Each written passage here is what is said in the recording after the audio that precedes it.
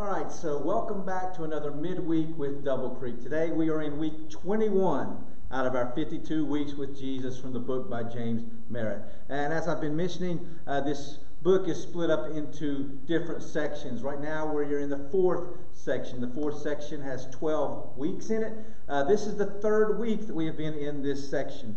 And so each week during this section, it's called Jesus. Section 4 is called Jesus, the Storyteller. And so each week we are looking at a story or a parable told by Jesus. The first week we looked at the parable of the sower. Last week we looked at the parable of the workers in the vineyard. Today our lesson is entitled The Eye Opener.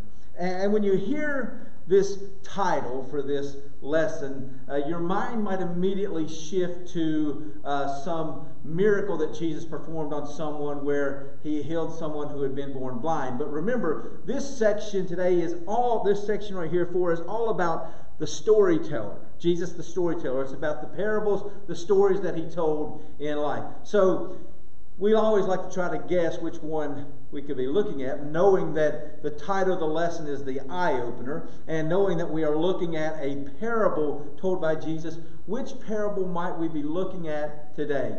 This is a difficult one. I wouldn't expect people to know it because all the stories told by Jesus, all of his parables, they opened people's eyes. They made people think about things in a different way.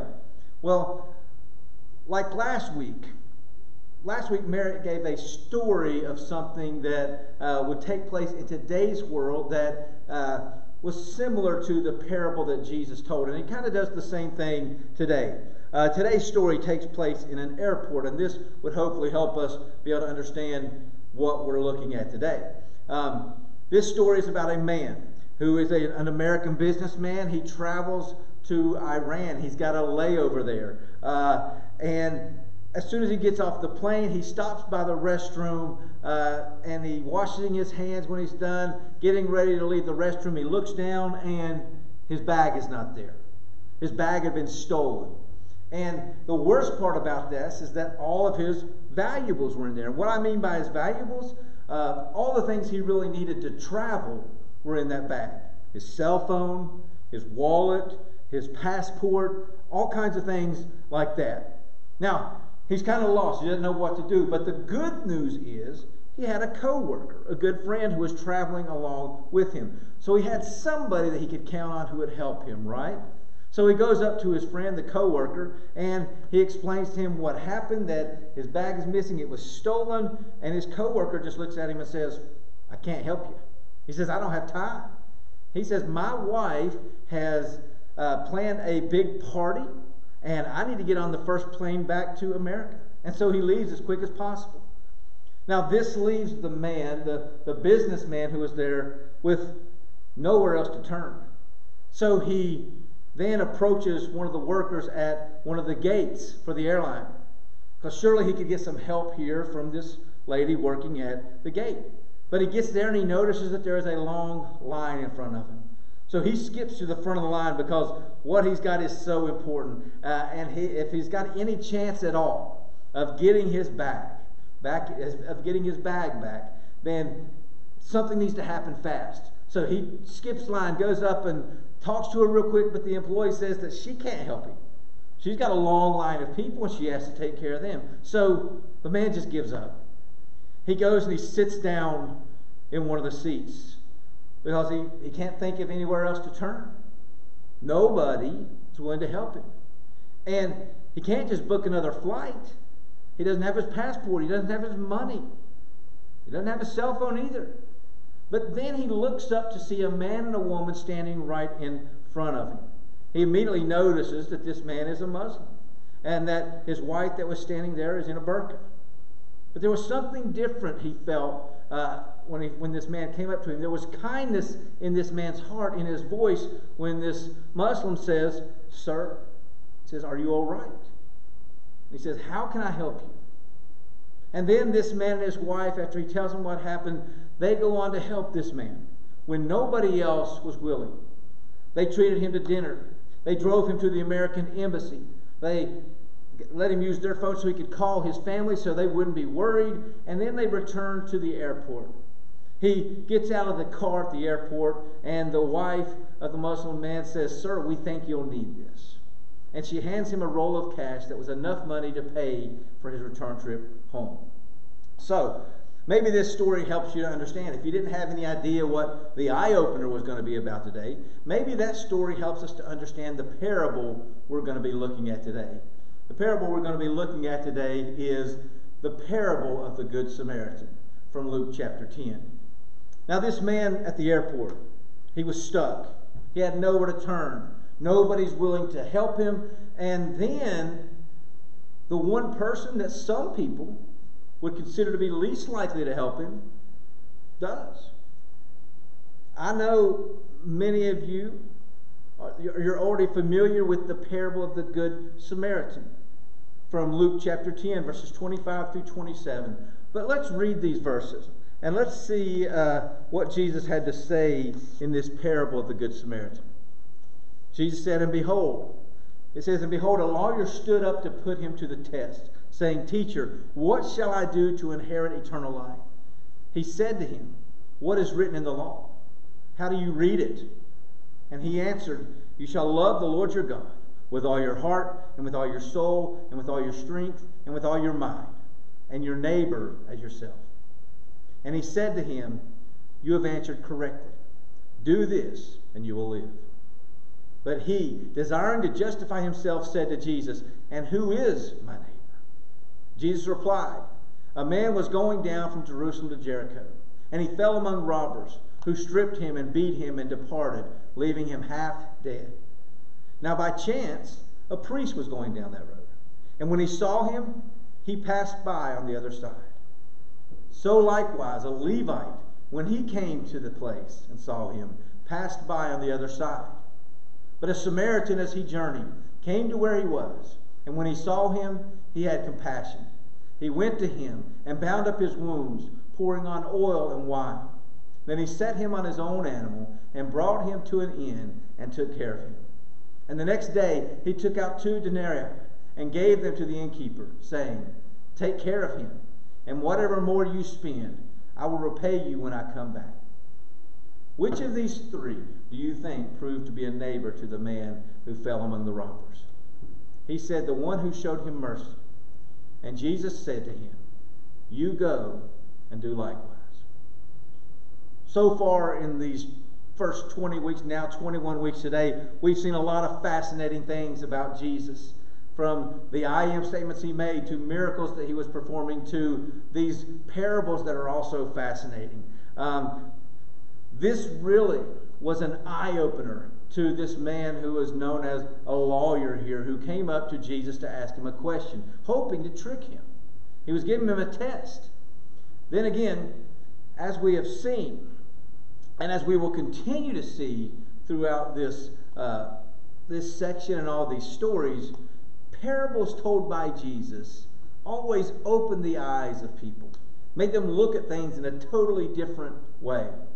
But in this parable, in Luke chapter 10 specifically, a lawyer comes up to Jesus and to ask him a trick question. And make no mistake about it, this is a trick question.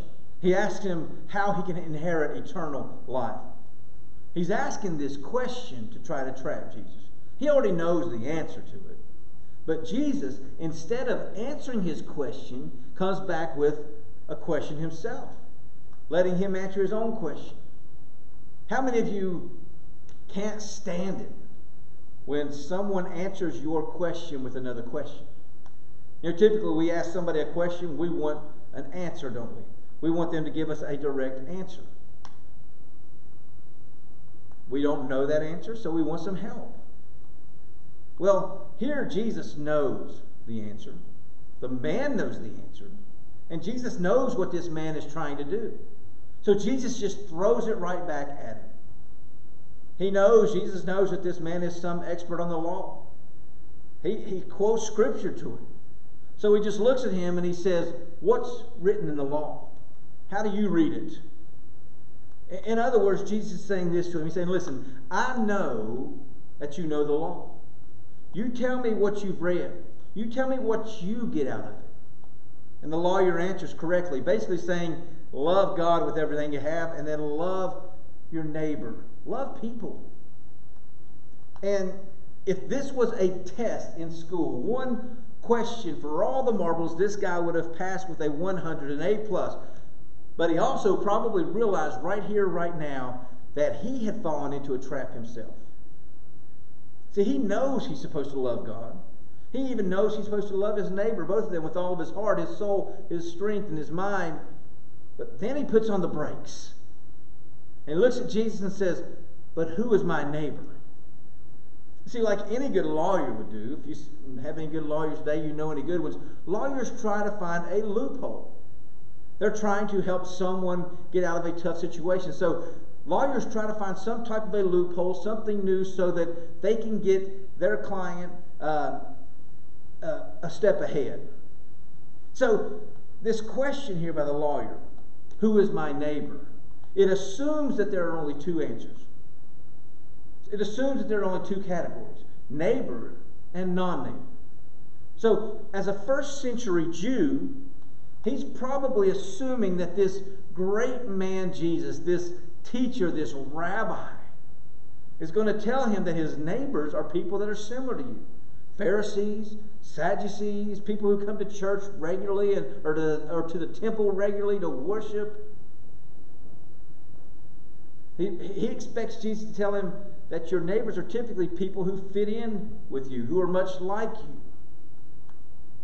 But he definitely knows that Jesus would not say your neighbor is some Gentile or your neighbor is a Samaritan.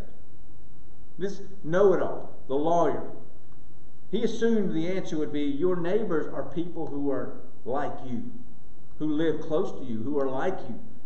But the answer that Jesus gave him couldn't have been any further than what this lawyer expected. So when he asked Jesus this quick trick question, he asked him this question only to find out that his neighbor is not just people who live beside him. They're not just people that he is close to or people that are like him, but his neighbor is just as well someone in need. Merritt points out that in his lifetime, in this chapter, he points out that he had one opportunity where he got to go to the Jericho road. Apparently, he points out in this chapter that the road has been closed because it's considered too dangerous, it's very steep, and how treacherous it is to navigate. Well, the Jericho road, way back then in Jesus' day, was treacherous then. Not because it was steep and tough to navigate. It was treacherous in a different way. This road was 17 miles long. And it drops from Jerusalem, which is about 2,700 feet above sea level, all the way down to Jericho, which is around 800 feet below sea level. So 27 feet above sea level to 800 feet below sea level. So this road on average drops a little over 200 feet for every mile. But worse than how steep this road is was this. In Jesus' day, bandits, robbers, gangs, whatever you want to call them, they roamed through that region, making it one of the most crime-ridden, or maybe the most crime-ridden area in all of Israel. So when you think of places, especially here in America, where crime is considered rampant or crime is considered on the rise, what types of places come to mind for you? Maybe you think of places like Baltimore, Chicago, Los Angeles, New York, Washington, D.C., or Baltimore. I mean, the list could go on and on and on of places where there seems to be a lot of crime. But there are just certain places where crime is, without a doubt, on the rise. All you have to do is watch the news, read the newspaper, or get on the internet, and you can see all about that. But what you might notice about all those places that I listed just now is that they are all cities. All those were cities. But this parable that Jesus speaks about, it doesn't take place in a city. It takes place on a road. So think about what it was like in America around 200 years ago. What was travel like? You know, they traveled on wagons, they traveled on horses or by foot or different things like that. And when you think about what was going on during that time, the James Younger gang, The James gang is what many people refer to it as, with Jesse James and his brother Frank, was around. They were around in the 19th century. And this gang's activity spread over parts of the country. They're suspected of having robbed banks, trains, stagecoaches in at least 11 different states. So if you think about it, during that time, there were some people who were afraid to get on stagecoaches. There were some people who were afraid to ride trains, especially if the trains had money on them. There were people who were working in banks who were sometimes afraid to work in banks, knowing that any moment they could be robbed. In about a 10-year span, the James Younger gang, I mean, it's not like they were doing this every single day or even every month. In about a 10-year span, they reportedly robbed 12 banks, 5 trains, 5 stagecoaches, and the gate cash box of the ticket box at the Kansas City Exposition. And so because of these types of things, people were living in fear of them. They just seemed to have control over certain areas. Well, in Jesus' day, the Jericho Road was a dangerous place to travel. And it wasn't just one little location. Bible scholars, they estimate that there were at least 12,000 thieves scattered throughout the Judean wilderness between Jerusalem and Jericho. I don't know where they get that estimation from, but that's a lot. And even if it's like a tenth of that, that would still be a lot for a 17-mile stretch. But imagine in that area, gangs or numbers of people roaming around, attacking victims, beating them, stealing from them, taking everything they had and then leaving them half dead or dead. Traveling this road was dangerous. This road was nicknamed the Way of Blood. And Jesus tells about one victim in this parable who was robbed, who was beaten, and who was left half dead. We don't know anything else about this man other than the fact that he was someone in need. And Jesus shows us 2 ways that we can respond to someone in need. The first way is that we can we can rationalize the situation in our mind. And so in this parable, Jesus mentions 3 people that walked by this man who was in need. The first man was a priest. Now, if someone was hearing this story for the very first time, and they were a very religious person, a Christian, if they were hearing this for the very first time, they might have a little bit of optimism, thinking that for sure the priest would stop by and take care of this man, at least check on him. Priests then were not like priests today. Priests then were holy. They were righteous. They were religious men who stuck to the Word of God. So if someone was hearing this story for the very first time, and they heard that a priest was coming by, this holy, religious and righteous man, they would think surely he's going to help him. But what does Jesus say happens? Well, the moment the priest sees this man laying down on the road, half dead, he walks to the other side of the road, as far away from him as he can, and leaves. Kind of like the coworker in the story at the beginning at the airport. Got as far away from his friends as he could, went back home. Some people just aren't willing to help. Well, after a priest comes by in this parable, then comes a Levite. Now, many people in today's world, if they hear that a Levite came by, it doesn't mean anything to them really. But when Jesus told this story, you better believe that anybody who would hear it understood the importance of a Levite. They knew what they were known for. A Levite was really of royal blood. They were from the tribe of Levi. And basically like an assistant to the priest. Now, there's no reference in this story as to whether or not this Levite or this priest knew each other. It doesn't even matter. Some people will speculate that, hey, this Levite might have been the assistant to the priest that had just walked by. To me, there's no need to speculate either way, one way or the other, because it's not what's important. What's important is what that priest did when he walked by. And then what is important is what the Levite does. This Levite, another very important man, he sees this man laying there, beaten, half dead. And what does he do? Just like the priest, he walks to the other side of the road, gets as far away as he possibly can, and walks by, not willing to help. Kind of like the airline worker in that story from the beginning. Both the priest and the Levite, they were not good neighbors. But Jesus gives us another way we can respond. We can respond to someone in need by responding to the situation with our hearts. And this is where the difference is really seen, isn't it? Jesus continues this story, and he basically says, then a Samaritan comes along. And the Samaritan had compassion and helped the man. During those days, Jews and Samaritans hated each other. The first century Jew despised the Samaritans. To a first century Jew, the only good Samaritan was a dead one. They hated these people. They hated each other. Samaritans would even be excluded from being able to worship in the temple. So what the Samaritan does here is really amazing in this parable. He doesn't just stop to see if this man, this Jew, that he knows would hate him because he's a Samaritan. He doesn't just stop to see if this Jew is okay. No, his compassion goes much, much deeper than that.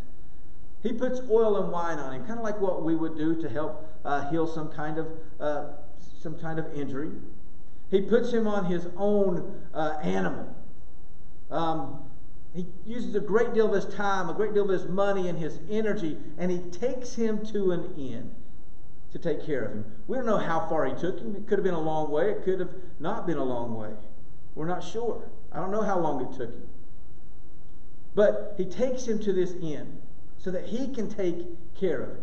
But that wasn't it. He didn't just drop him off. He took care of him. And then the next day, when he had to leave, he gave the innkeeper enough money to make sure that he was taken care of. And then he tells him, listen, if this is not enough to take care of him, I'll pay the rest when I get back.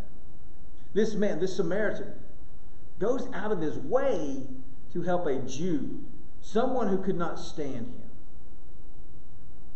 Just like the Muslim man and his wife in the story earlier on in the airport. To what many would consider unlikely people in the minds of some. The Samaritan and this Muslim, they both have hearts that respond in the right way. Remember, this is going back to what it is, or what is a neighbor. What is a good neighbor? And when Jesus then asks this lawyer, which of these people proves to be a good neighbor? The lawyer responds by saying, the one who showed him mercy. And so notice something here as we get ready to finish up. The lawyer knows what the right thing is to do here.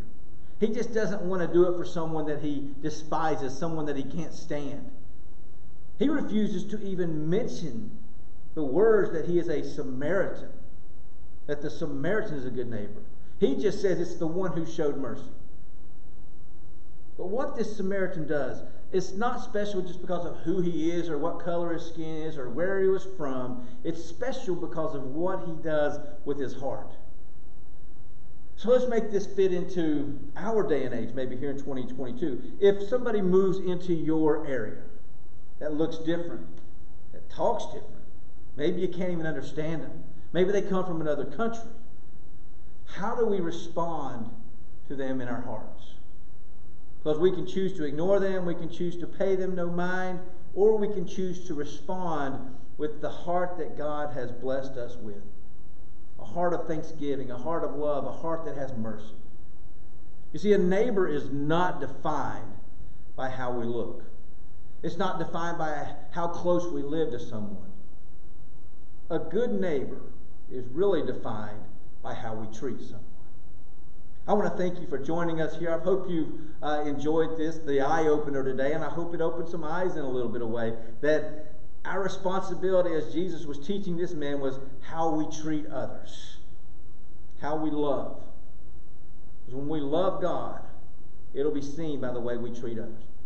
I want to thank you for joining us. We hope you enjoyed your time. We look forward to seeing you next time.